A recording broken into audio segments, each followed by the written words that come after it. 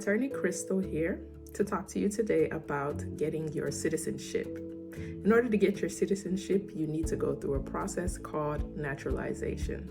And the first thing you need in order to start the naturalization process is your permanent residency.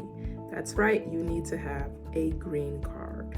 So when you get your green card, you either get one that's conditional or one without conditions. And so you need to make sure that you've lifted any conditions that you have on your green card, and then you'll be able to start the process. If you're married to a U.S. citizen, you can begin your naturalization application after 3 years.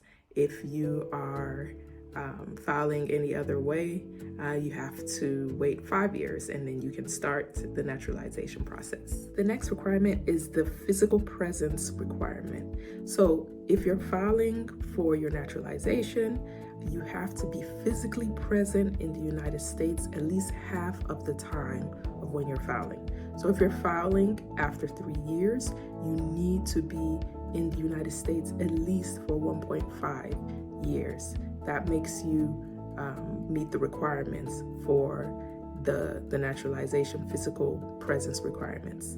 And for those who use us at Visa Immigration Pro, we created a physical presence tracker that makes it easy for our clients to track their physical presence. So when it's time to submit your application, we have all your dates of when you've been in the United States. Next requirement is to show that you have continuous residence in the United States. So this means that you have to show not only that you've been physically present, but that you've been residing in the United States. So showing that you have set roots in the United States. So this can be established through so many different types of evidence.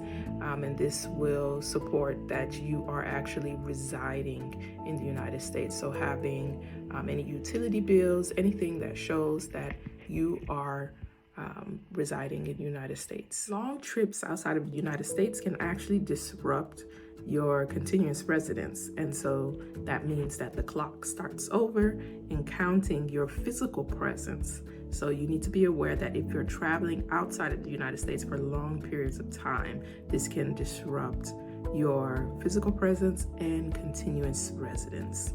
The next requirement is good moral character. You have to show as an applicant that you have good moral character.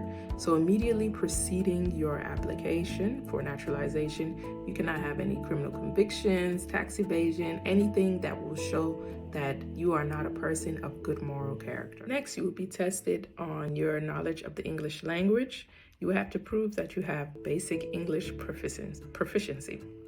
And then you will also be tested on your knowledge of U.S. history and civics. This is just to prove that you're very knowledgeable about the country that you want to call your new home and that you want to be a citizen. Lastly, you will have to also show that you support the Constitution and take the oath of allegiance.